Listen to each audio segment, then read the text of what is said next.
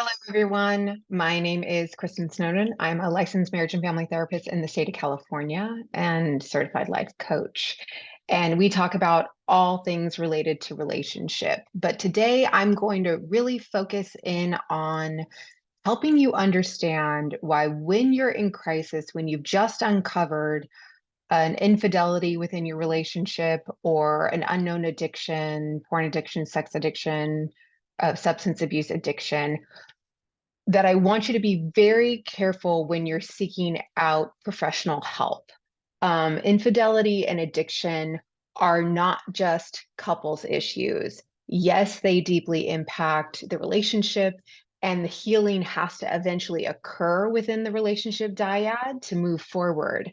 But I want you to understand how and why they have to be handled differently, and often with specialists who specialize in this topic, which is exactly what sexandrelationshiphealing.com is about, seeking integrity, my website, etc. So I want you to listen to this before engaging in couples therapy specifically. Many of you are here because your life has been turned upside down due to uncovering unknown addictions or infidelity. You're lost, you're looking for help, you're exploring whether or not you want to reconcile and heal with your partner, but you don't even have any idea where to begin or what that process might look like, right? We never read a book on this, we were never taught how to do this. It is new territory. Or maybe your partner may still be justifying his or her acting out behaviors and maybe isn't anywhere close to owning what they've done and are moving towards wanting to work things out. Regardless, if you're lost and looking for clarity, these are a few of the initial steps that I think you should be taking to move forward from crisis to recovery. I want you to understand that you have to be very careful to not approach infidelity and addiction in the same way that we approach other issues, depression, exploring kind of more common couples issues, anxiety. Each of these types of therapies and therapists and recovery processes are different and have to kind of be respected. Because as you know, in moments like these, moments like what you probably are going through, listeners, the audience, in moments of uncovering addiction, infidelity, the days, weeks, and months that follow after finding out about this affair, porn use, sexual acting out behavior, massage parlors, and the subterfuge, the lying, deceit, gaslighting that often comes with those types of behaviors, those all contribute to a lot of really messy emotions coming out at different times from both betrayed partner and acting out partner. Often there's threats made, sometimes there's acts of violence. Sometimes you make a decision and you're like, this is what's going to happen, we're divorcing. And then the next minute, everything changes and choices and decisions are changing every minute or every single day. Defense mechanisms are running wild: minimization, justification, blaming, rationalizing, etc. And above all else, your nervous system, your survival system in your body is just wrecked. It's really hard for you to use your executive functioning skills, to calm down, to create stabilization. So you must put yourself in a support system that is familiar with the pattern that I just explained. Because one of the worst things that can happen is you go into a family member or a therapist that isn't trained in these types of therapy, and you get blamed and shamed. You're told what you should do, what you shouldn't do. There's a lot of judgment. You need people who specialize in this so they understand these patterns. It's just kind of normalized that this is how it tends to go. And they know how to respond appropriately and productively. Productively is a big word. So again, I keep saying this, but just be careful about when you uncover this and you're in the middle of a crisis, that you don't just kind of get referrals from anyone who's maybe, oh, my child therapist is good, or hey, I looked this up online. This is a person that's nearby my neighborhood, because that might not always be the best answer. I've watched enough of these crises unfold over my over decade of work in infidelity and addiction recovery to see that general couples therapists may not appreciate the nuances, the traumas, the emotional manipulation that occurs, and the emotional dysregulation that tends to be walking into his or her office after these crises are uncovered. Nor do they actually quite appreciate the nuances and sensitivity in figuring out the right time when individuals need to go off into their separate spaces and do individual work, and when is the right time for a couple to come get together to do couples reparative work. So that's what's really unique about these types of crises. So when you're looking for a therapist, when you're looking for specialty help, and even when you're looking for recovery communities, support communities, such as sexandrelationshiphealing.com, you want to make sure that there's a specialty or an understanding that of how to approach addiction recovery, betrayal trauma, intimacy disorders, infidelity recovery, etc.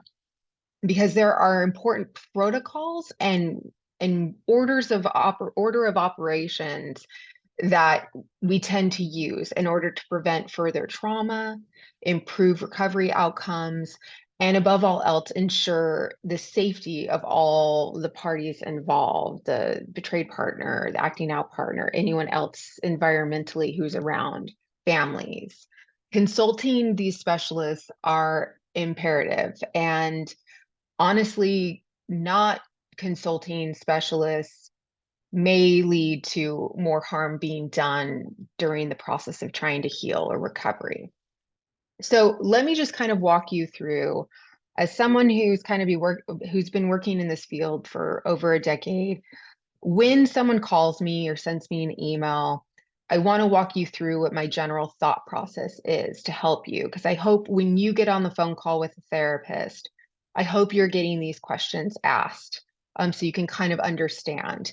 And of course, I let Tammy Verhelst, who usually co-hosts with me, and Scott have been also working in this field for many, many years. They answer the phone calls. They help provide referrals as well. And maybe Scott will chime in and kind of let us know what his opinion is on this as well. But generally speaking, when I get a call, usually it's from the betrayed partner, it's from the partner who's been harmed. And they just found out, they just uncovered a 3-year affair that they were unaware of, or porn addiction, maybe they didn't know how bad it was, or that their partner is going to massage parlors, or acting out in various ways, or they got in trouble at work because of inappropriate internet discoveries or affairs, etc. These are kind of the general questions that I'm asking because I'm trying to vet and assess where is everyone at the situation. So first, I'm going to kind of ask, when did this discovery occur? Well, what are some details? Like, how long has this been going on?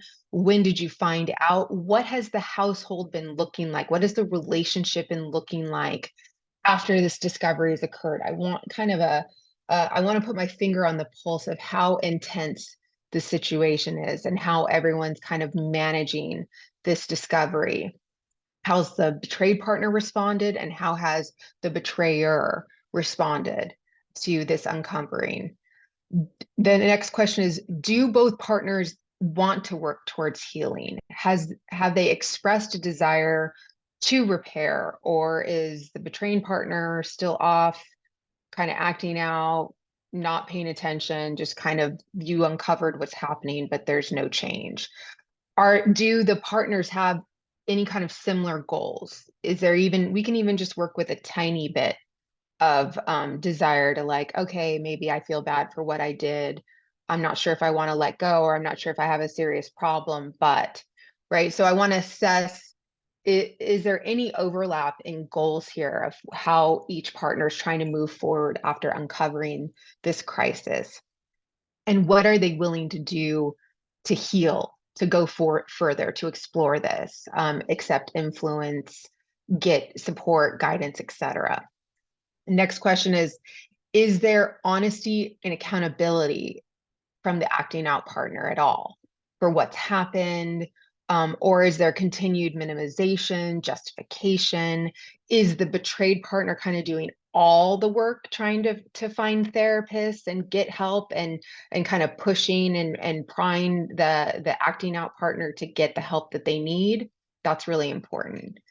I mentioned this before, but what is the home environment like? You're going to hear a lot in these crises moments. It's not about getting this couple into couples work to repair the marriage. A lot of the initial steps is about stabilization. There has been a bomb that's gone off in the house. You don't kind of sit there and go, where'd the bomb come from? How big was the explosion? You're picking up the pieces and you're making sure that the gas lines are turned off and that anything that could create any kind of future safety issues is seen and explored, and there's kind of accountability structures put up around that to prevent any potential safety threat issues. There's a lot of times and moments where there's, the betrayed partner just trying to keep it together, maybe put one foot in front of the other, or maybe the acting out partner is just trying to keep their head down and prevent further explosion. So there's usually moments of peace and then moments of explosion, violence, threats throughout the day, throughout the week. That is a common op-tempo post-crisis uncovering. The next question is the betraying partner, is the person who had the affair or is acting outside the marriage, are they still acting out? What does that look like? Are there a lot of kind of promises? I'm going to, what's the history of that? I found out about the affair a year ago. They said they weren't going to see the person anymore. Now I just realized that they were. I want to get a better picture of where that is out, because that has a lot to do with stabilization. If the betrayed partner is still living with someone acting out, there's maybe an affair partner out there, that those are feelings of unsettling, unsafety. That's going to be really hard for that betrayed partner to feel safe in that environment. Another important question is, what does their support system look like? Whether it's the betrayed partner or the acting out partner, I want to know who's around you, who's currently helping you. Do you have a therapist? Do you have a psychiatrist? Do you have a community, a family members that can come in and help you with the kids, that can help you just kind of get breaks? Are there people that can kind of listen and support you, meetings, etc.? What does their current support system look like? And another big question is, how is this person coping? When I'm talking to them on the phone, assessing the situation, are they not eating, not sleeping? Are they raging? Are they struggling to put one foot in front of the other? Because I want to know, is just coming to therapy one time a week in an outpatient setting with me, is that going to be enough to help stabilize and calm them and create a safe space for them? Because as I'll mention further, sometimes these crises, you uncover an addiction, but your nervous system has already been in a struggling place and space. And so this just kind of pushes you off the edge, which is, again, you're not bad or wrong. This can be very normal, but sometimes you'll require more help and support to stabilize. And plus, what is the betraying, acting out partner doing to get help? How are they coping? How are they managing? Are they increasing their drinking? Are they running, disappearing a lot? Are they shutting down and just avoiding? I want to know that. And then I also want to understand the general environment around you. So what does your environment look like outside this crisis? Are there additional components that are important to know? Are there kids in the house? Young kids, old kids? Are there additional stressors that you might be dealing with that might compound the crisis that we're dealing with? Maybe young kids, special needs, jobs, health issues, financial issues, big life transitional issues. Plus, this is another thing that only specialists in this area can assess, which is when I'm talking to these people, I'm trying to figure out, is their betraying partner, the person acting out or the person who had the affair, is this more of a chronic pattern that's more like an addiction type pattern? Has there been multiple affairs? Have there been years of maybe some substance use mixed in with massage parlors or acting out?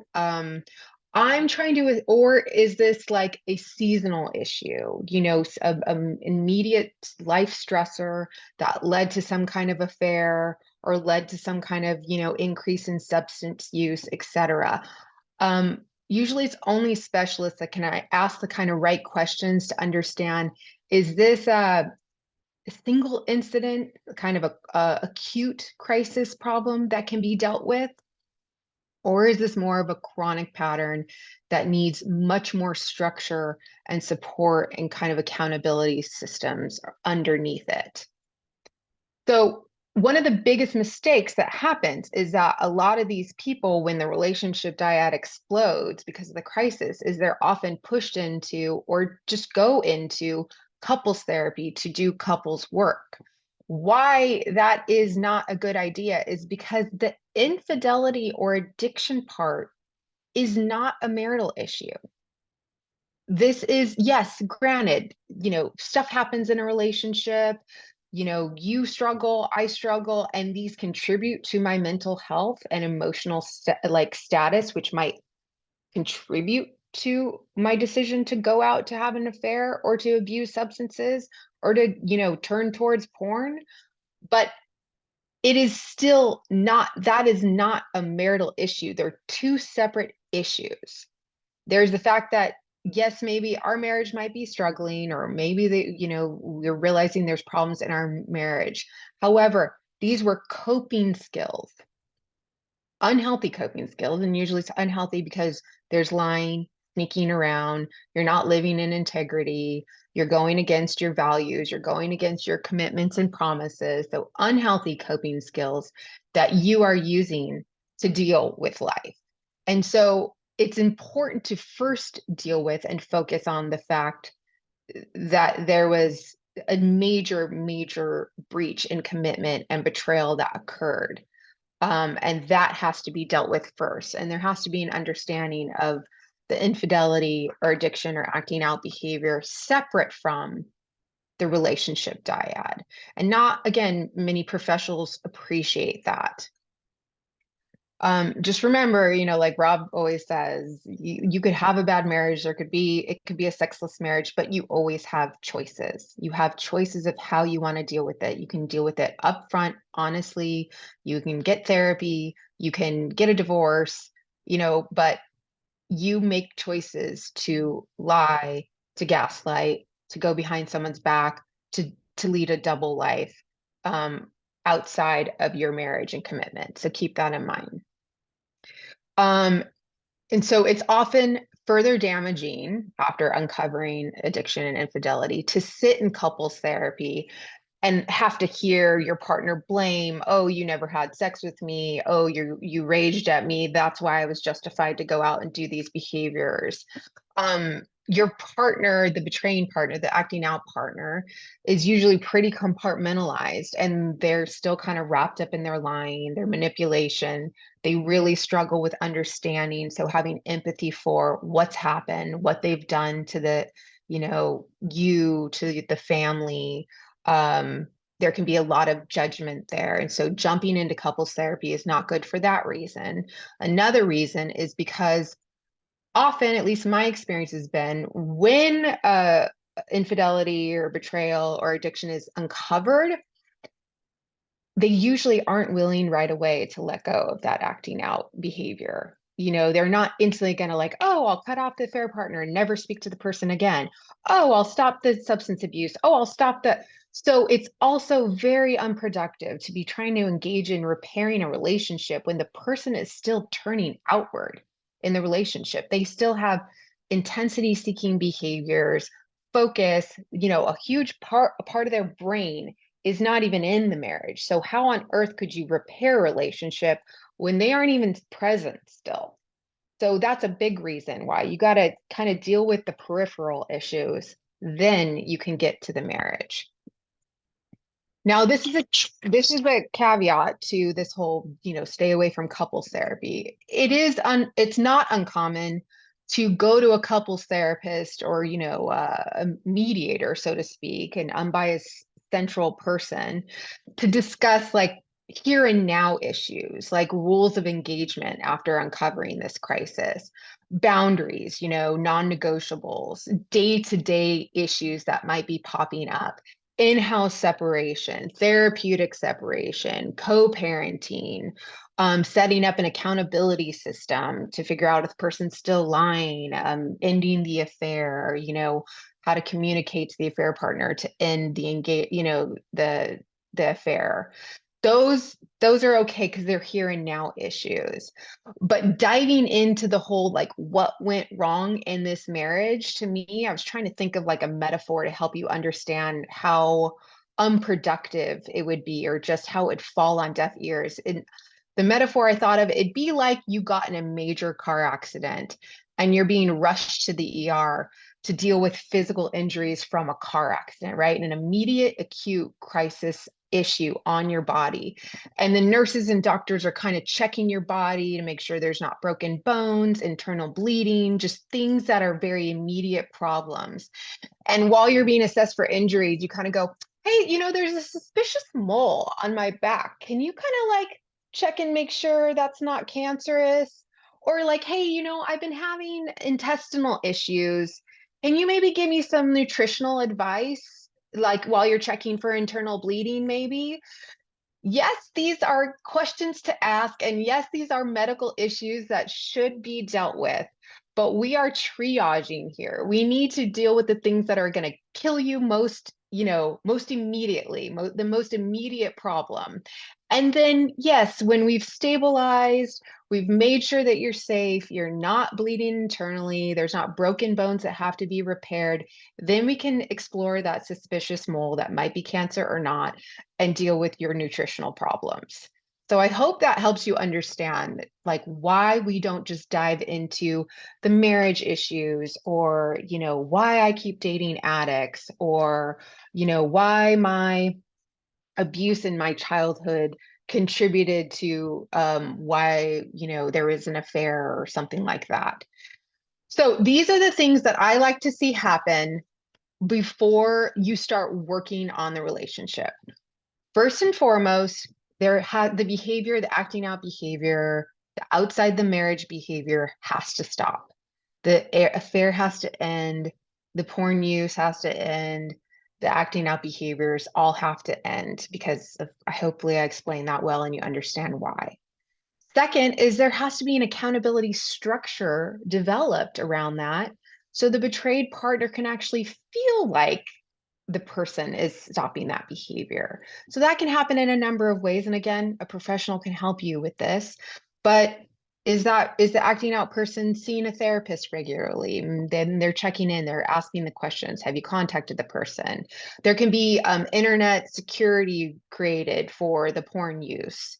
A sponsor or going to 12-step meetings where they're regularly checking in with people who kind of struggled in the same way so they can call them out on their BS and make sure that they're not up to their usual shenanigans. Or a close trusted friend.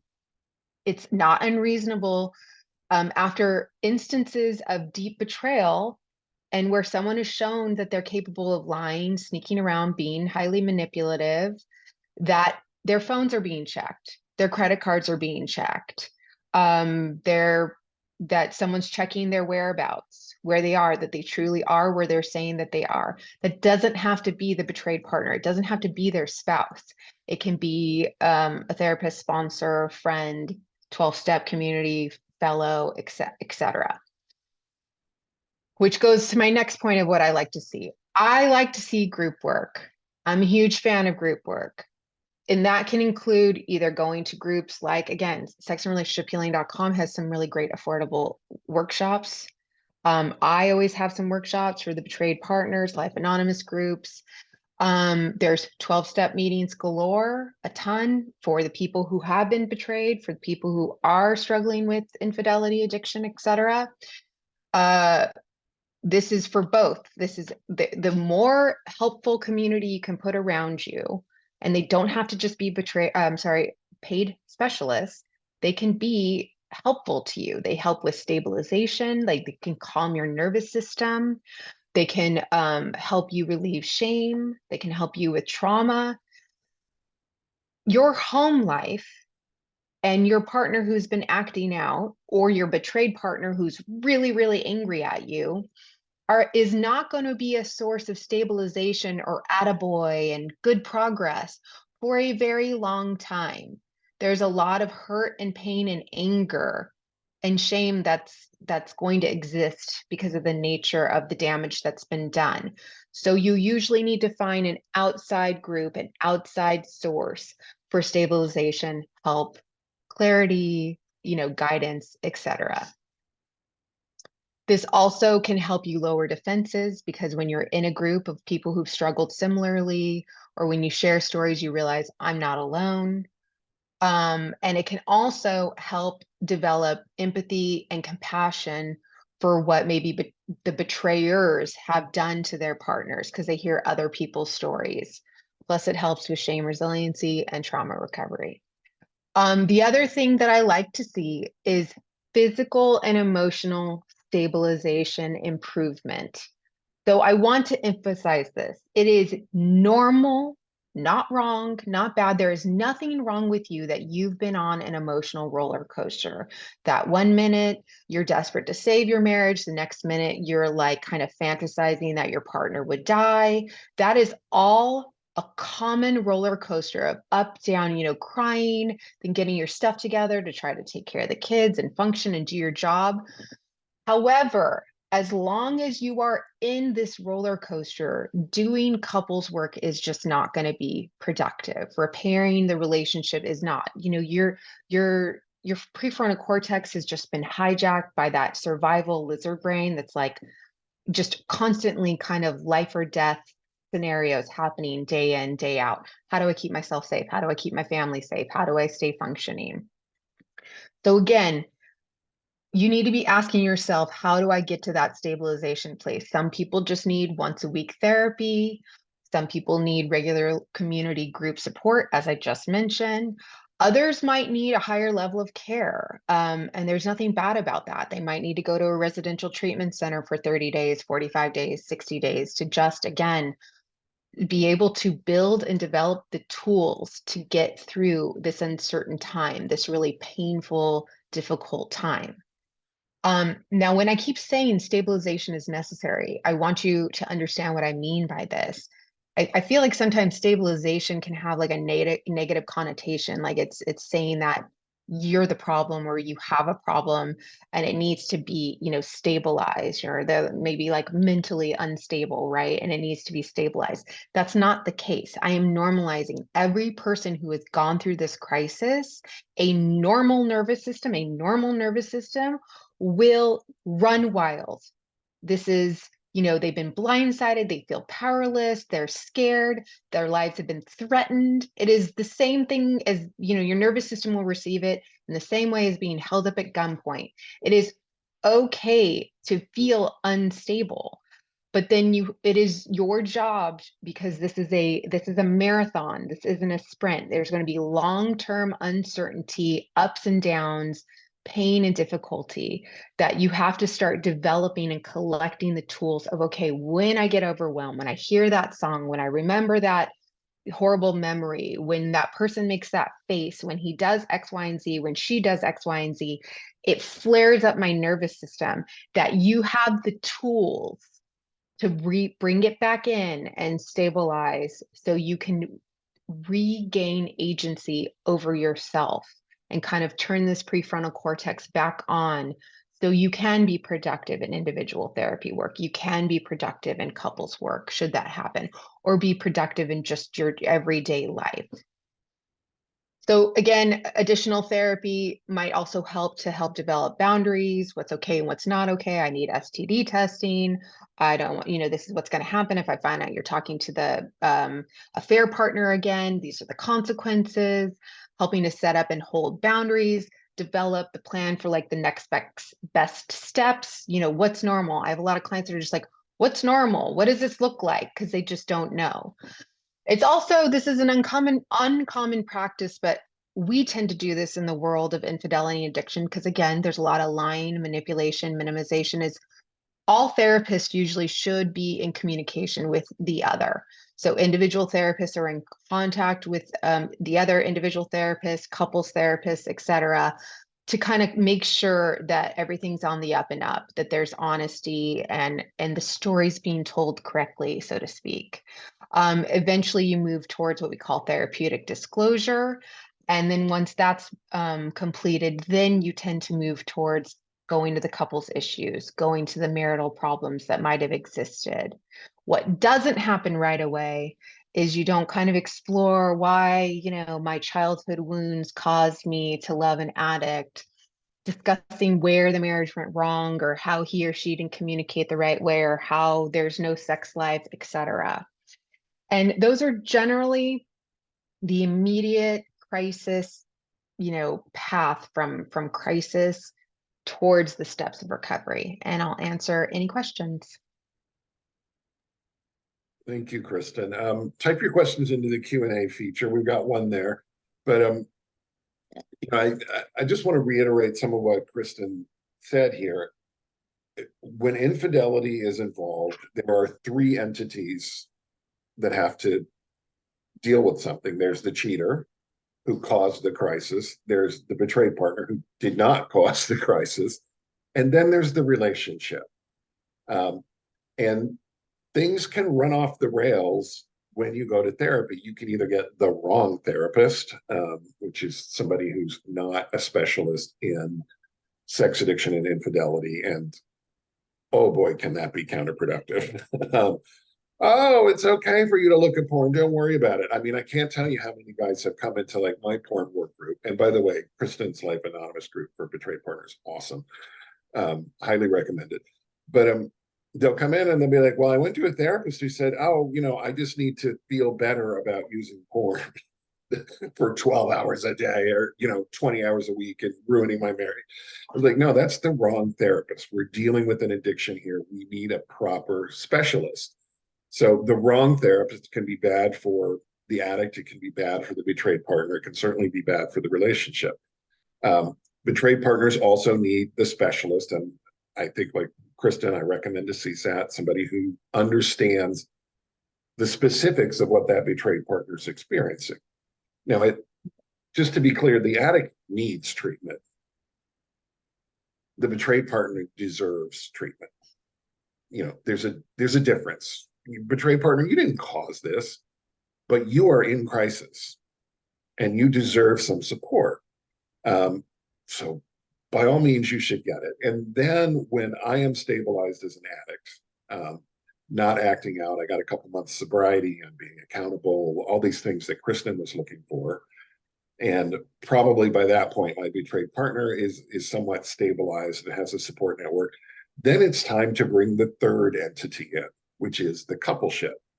And until I am, as an addict and say Kristin as a betrayed partner, are stabilized enough in our individual crises, there's no point in working on the together crisis.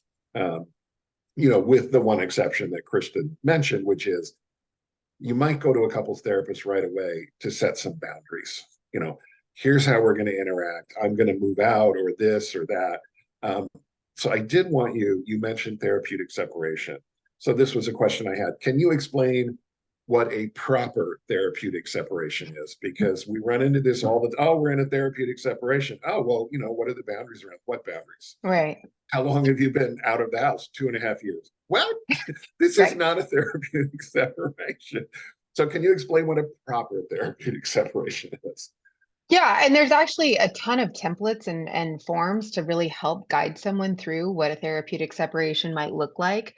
But a therapeutic separation is what it means, which is it's not a full separation like the relationship's over. This is supposed to be a separate time that we're spending together with the hopes of coming back together again. And so they want this separate time to be therapeutic. But it has to be done in a safe way, right? Because if I separate from a person who's already known and established to be a liar, a manipulator, minimizer, etc., not keeping my eye on them can be feel very, very unsafe to me, right? Because that's been my coping skill. I've checked their phone, I've checked their email, I see where they are at night.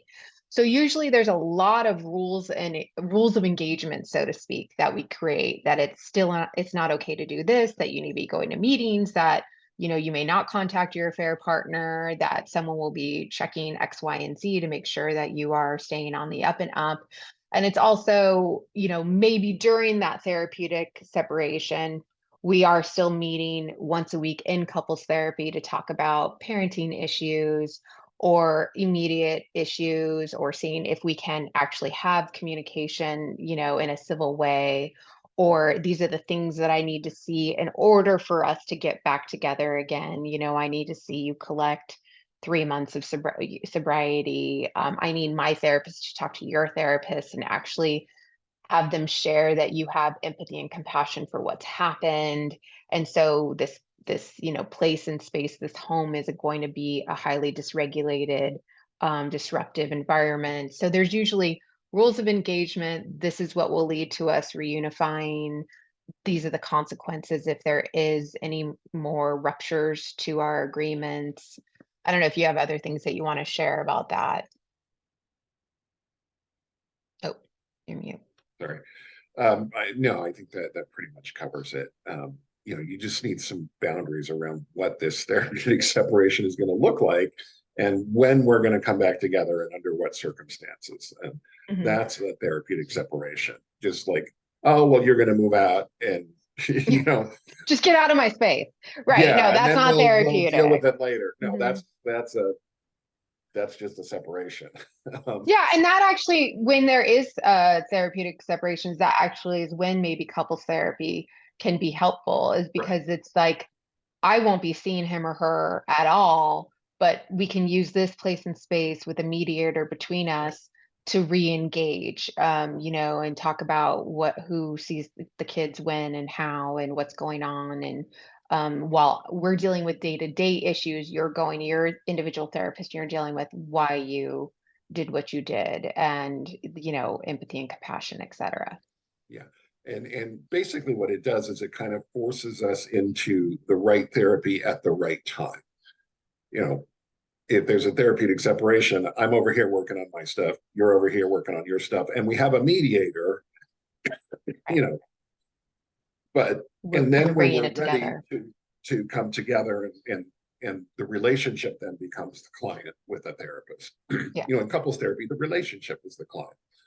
Um, Right. So yeah, therapeutic separations can be incredibly helpful, even though they're really not fun. Um, so you want to jump into the Q&A? Sure. Okay. Betrayed partner and spouse here. Congratulations. I'm happy both of you are on. Can you spoke to this a little bit. Can you speak to what accountability looks like? So elaborate a little bit. Right. That's really going to depend on the acting out patterns and behavior. So whatever the major issues were that come up, that I never was where I said I was going to be. I was always coming home late. I have inappropriate things that I'm doing on the computer or with my phone, or an affair partner.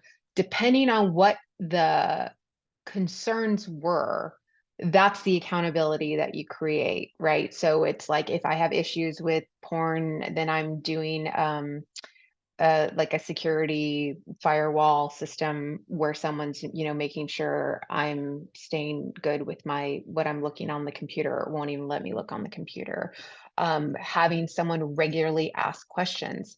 As my job, I regularly am checking in. Have you spoken to the affair partner? Are you going to meetings? What are you talking about in meetings? Making sure that they're not just checking things off the list, but if I talk to them and ask them these questions, I find out, is there actually like soul changes going on? Are they doing different frameworks? Are they humbling themselves? So accountability will often look like figuring out what the unhealthy behaviors, lying, sneaking around, manipulation behaviors are, making sure that's not happening specifically anymore with whatever accountability structure that might be. Don't go there anymore. Don't go to that site anymore. Don't contact those people anymore. Don't drive down that street anymore. Don't drink that alcohol anymore.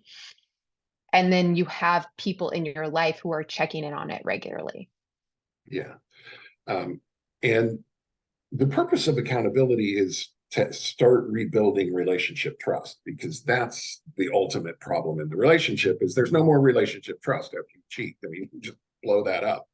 Um, I always tell my addicts, you want to speed up the process. You want to stop your wife Sherlocking and, peppering you with questions every 3 minutes. Start being honest. Be rigorously honest. Tell the Mhm. truth and tell it faster. Don't make her ask questions. Don't make her go looking. Tell her, even if you know she's going to be mad or he's going to be mad, tell it, and tell all of it. If a question is asked, answer that question and ask the sixth or answer the six follow-up questions that should be asked. You know, Mhm. get it out there. Be honest. Um, Ideally there's a formal therapeutic disclosure that happens and you get everything out. But in the interim, just be rigorously honest. If you say you're going to do something, do it. And if it doesn't happen, tell her before she finds out on her own. That's part of being accountable is just saying, yep, I'm not perfect. I screwed up today. Here's what I did. Yeah, and I always say too, it's a shame resiliency practice. There's a lot of shame in, I'm bad, I'm wrong. If he or she really knew what I've done, they wouldn't love me. And it's really important to do this accountability, keeping promises, commitments, not lying, because you want to be able to say that those are behaviors and choices that I made previously. That is not me anymore. That I am now living honestly, I'm living in alignment with my values and goals, I have integrity, and that really helps when shame comes knocking at your door and whispers, you're yeah, a horrible human. yeah, So, absolutely. Next one here. As an addict, at what point in time do you start therapeutic work on inner child trauma, on childhood trauma? When does an addict start working on childhood trauma? And the trade partners too, for that matter. Might as well ask both.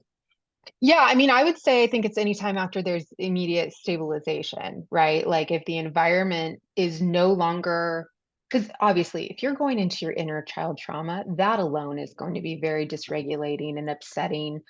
So we want to again, we don't we don't want to check out the suspicious mole that might be cancer until we make sure your broken bones are taken care of and your internal bleeding and the immediate crisis is stabilized.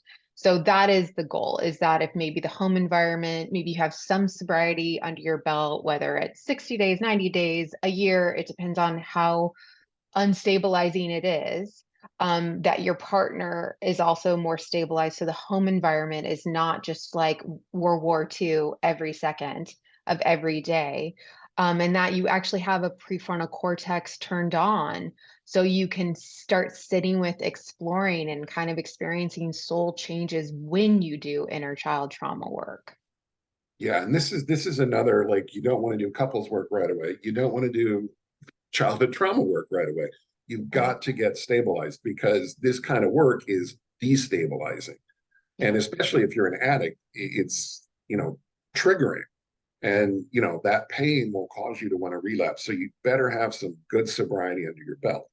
That said, this work is incredibly important because it's the childhood trauma that's driving the bus, at least for Right. addicts. Well, So at sorry. some point, do the work, but do it at the right time. Otherwise, it's counterproductive. Go ahead, Kristen. Right. No, I was just even thinking the 12 steps. There's a reason why it's like one, two, three, and then four, is because it's like, okay, I have a problem, but I got to get my people around me and I have to learn how to accept influence from them, create this community of safety, accountability, humbleness, and surrenderness to, my fellows and a higher power before I do step 4, 5, and 6, before I start going through the crap that's happened to me, the harm that I've caused others, that there's a reason why it's in that chronological order. Yeah. This next question is right on target with what we're talking about. I'm the partner. My CSAT says I need to do EMDR on my childhood trauma so that I can work on being strong with boundaries. However, I feel too scared to go to my childhood trauma while I feel so unsafe with an addict that says he's sober but not doing things for recovery, etc. So, what advice do you give this person? She's got a I'm Mhm. assuming this is a she. She's got a CSAT who's saying it's time for EMDR, but she's Right. saying, I'm not sure it is time for EMTR. But I'll tell you what my gut's telling me, and this is just totally shooting off the hip, is I wonder if the CSAT has really been encouraging this person to be setting boundaries and consequences when their partner continues to relapse over and over and over again, and they're sensing an overwhelming sense of fear, like fear of abandonment, fear of rejection, um, that might be hindering and stopping their ability to identify and hold boundaries and consequences. So that is kind of a unique experience, when a therapist is noticing we're kind of doing the cycle of insanity. We're doing the Stuff. same things happening over and over again. That means you're jammed up in here. Things going on in here are stopping you from keeping yourself safe, from speaking up and having a voice, from holding these boundaries, from pushing and following through with consequences. So sometimes that EMDR trauma work might be a next step. That's just my opinion, though. Yeah, I mean, I totally agree with you. I mean, we're giving you sort of general rules today, but they are Right. not hard and fast. There's No, always an exception to the rule. And if you're stuck and not making any progress, maybe you have to shake it up a little bit, shake it up a little bit. and Yeah. shake something loose so that you can then establish safety. So, Yeah. EMDR can kind of shake up the jamming stuff yeah, going on, that at least you know what's coming up when you're setting that boundary. Because remember, every time you set a boundary that's saying, I have a need to be met, can you respect this? And if the answer is going to be slap down no, then you have to deal with the huge wave of like, why don't you love me enough to respect my boundaries? Why, the rejection that you feel. So that stuff has to kind of be dealt with. yeah. Just make sure you have a lot of support around you, Exactly. um, a lot of social support beyond your partner, who's not going to be providing it while you're doing it in DR. I mean, Yeah. that's not the person you want to go to when you're struggling. Um, so, my husband and I were doing Fanos check-ins and found them helpful until I felt a shift in his behaviors. I no longer felt safe doing these check-ins and stopped them. I later found out that he lost his sobriety and was lying to me. He now feels that he does not need to tell me about his sobriety because I stopped the check-ins. I don't feel safe doing Fanos with an active addict, but would like to know the status of his sobriety and recovery. Am I correct to stop Fanos? How can he keep me updated on recovery? This is a really interesting question. It is, except I feel like it's really simple. Should I have an open and honest and vulnerable conversation with someone who I think is full of it Yeah, and a big fat liar? Because I'm sitting here trying to be honest and vulnerable. Because the purpose of Thanos is to recheck in, right? Is to have, like, do I see you? Can we sit in a space and talk about things and do hard things and rebuild trust and connection slowly through these Thanos check-ins? That's vulnerable. That's scary. And I'm hearing this person say, I think this person is just full of it. So I don't really like everything out of their mouth is just a lie or a manipulation, or it's just them not meeting me, reciprocating the vulnerability and honesty. So yeah, I mean, of course it feels unsafe when you're seeing them engage in these kind of manipulative or dishonest or just inauthentic behaviors. You can't help but also wonder, are they relapsing? Are they living the double life? Are they back to their nefarious behaviors? So you want to ask those questions. You can ask, but it sounds like your gut's telling you you're not getting the clear and honest responses you're hoping for. and one of the things we often tell partners is when your gut is speaking to you, listen because it's probably right. And your gut was speaking to you, and it was right.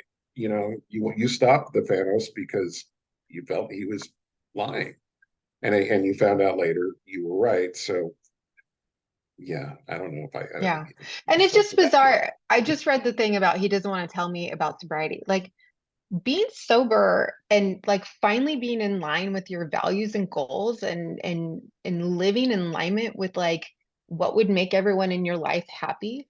To not want to share that, it just sounds so suspicious to me.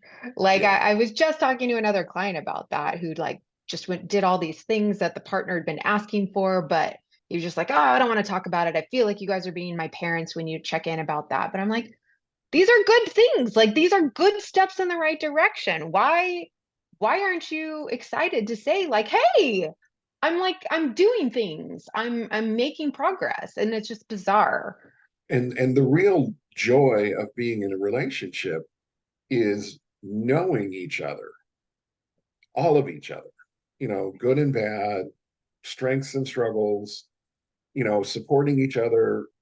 And if you're keeping things from your partner, you're not fully in a relationship with your partner. I mean, I talk to addicts about this all the time.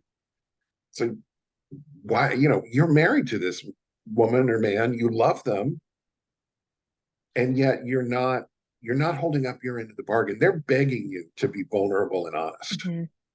Right. And you're keeping secrets because your shame is driving the bus. So let's get you sober, and then let's go work on your childhood trauma and shame. Right. And And, while we talk about it's not just the shame, it's usually this little kind of passive childlike, screw you, don't tell me what to do. Like right. I get to control my own Mhm. life and there's a lot of that going on too. Yeah, yeah. You're not my mommy. um, okay. Can you speak to the impact of being stuck in survival mode, and the impact it can have on making progress in relational work? My partner is struggling to make ends meet financially, which is the root of major stress on a daily basis.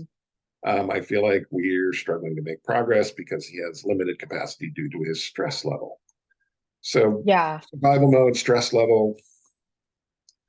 That is, I know I've had that really unfortunate, like you guys are dealing with this extreme relationship nuclear bomb, but then there's like major health issues or financial stressors, like you're facing foreclosure and stuff. And my heart goes out to you because I think many people can barely just get through the crisis of uncovering an infidelity or addiction, let alone while trying to balance that with other like life or death kind of issues. Um, but I this is when I just go back to the basics. In the polyvagal theory, they just use this term as glimmers, like little tiny baby moments where you feel like you can breathe again. A song, a walk outside, a hug from a safe loved one, having your dog on your lap and petting the dog. These are just glimmer moments that you look for when you're drowning in overwhelming amounts of stress that you have to really be mindful of and take a moment in. I have a video, it's like the autonomic nervous system and the impact that betrayal has on it, and I kind of go through these various menus of things. It's almost like I offer up a menu to your nervous system, and I kind of say, "What of these things do you think might sound like you'll get a glimmer of relaxation or down regulation from it?" My nervous system is different than your nervous system. So I can never tell you, oh, you just go get a hug from your mom, then you go shopping on, the internet, then you go to church, and then you have a phone call with your friend. And that's the magic recipe that's going to cause you to down regulate. It's different from everybody. Some people need to exercise, some people need to be outside, some people need solitude, some people need to read. So I'm going to ask you to just do some experimentation to figure out what are brings those glimmers of relaxation, going to meetings, going to therapy, deep breathing. The cheapest access is always deep breathing, but there's a process to it. And I think that's kind of the question. Is there stuff you want to add, Scott? Well, I mean, I'll just suggest that I do breath work, but what I do, the thing that works best for me is a gratitude list. I just do a 10-item gratitude list. And it reminds me that whatever I'm freaking out about, there's still food in the fridge. The cats are healthy. It's a sunny day. I've got the window open for the first time in 3 months because I live in the desert. It's finally getting nice again. It's if I can come up with 10 things I'm grateful for, it drops my stress level probably. I mean, my blood pressure probably drops 10 or 12 points when I do that. And then I can deal with whatever it is in front of me. Mm-hmm. And that's it's like you said, we've got to find out how we regulate our own system. And I even know, like, my stress and my anxiety live right here in the solar plexus. I mean, when that's activated, it's like, oh, I'm not going to be very productive until I do something to deactivate.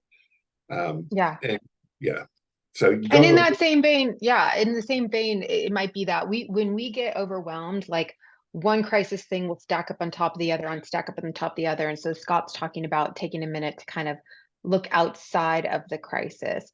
But another version of that might be, I had a client who just always felt safer when her marriage was not making progress and she thought she was going to be stuck in it forever, is to be like, okay, I can create a time limit. I only have to be here for 6 months. Then I can go, find a rental house. I can, and she would literally start actively looking for rental properties, looking for jobs, because that actually calmed her nervous system down and made her feel like she had agency again and choices where she felt like there was powerlessness. Yeah. So this last one's not a question, but it says, would Kristin please reach out to me about couples work? Need her forthright, clear help. I will.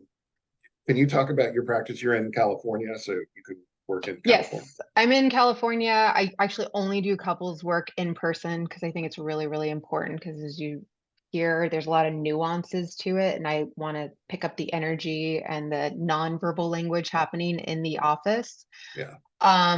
But yeah, I also have lots of live workshops. I have a betrayed partners group that's going to be starting soon. Right now, I'm doing a Life Anonymous group based on the book that Scott and I wrote together, where we kind of go through all the exercises. But again, speaking of this is more individual work. It's done with an understanding and appreciation of infidelity, betrayal trauma, intimacy disorders, addiction recovery. But this is meant to be done further down the line after the crisis has been stabilized and you kind of as Glennon Doyle says, when there's crisis, another word for crisis is sift. And all the superfluous stuff will just fall through the sift, and all you have left is what's most important to you after a crisis. And you just want to work on that. You want to work on what's most important to you. And there's an invitation there to kind of redefine, re-identify who you are and what you want in life. I'm going to copy this info. I'll email it to you so you can email this individual at least. And maybe Oh, and I should say, yeah, my email is Kristin Snowden, mft@gmail.com. okay. You're welcome to email me. My website's kristinsnowden.com. And I always put these videos on my YouTube channel, Kristin And, Snowden. So and there's a we put lot them more on. information. Yeah, we put them on our YouTube channel. I think you pare them down and get to the meat of it on Kristin's channel. So if you want the meat of this, go to Kristin's channel. If you want the long version, go to ours. Although I feel like this was very meaty, Scott. I appreciate Yeah, your it was pretty meaty, the contribution. whole thing. So cool. All right, we're out of time. Kristin, I always love being here with you. Kristin's my co-author, my favorite co-author, my only co-author, but my favorite one. Oh, thanks. So, um, I heart you too, Scott. yes, yeah. I don't think I've ever done this until right Neither now. have I. I Sucked feel like me one of my into it. teenage Oh my daughters, God, but I'm 12 again. So you'll be back in a couple of months. Reach out to us at Seeking Integrity, sexandrelationshiphealing.com. Reach out to Kristin at her website, kristinsnowden.com. And thank you everybody for being here, for all your great questions. thank Anything you. you want Thank to? you so much. I appreciate you coming today. Cool. We'll see you later, everybody.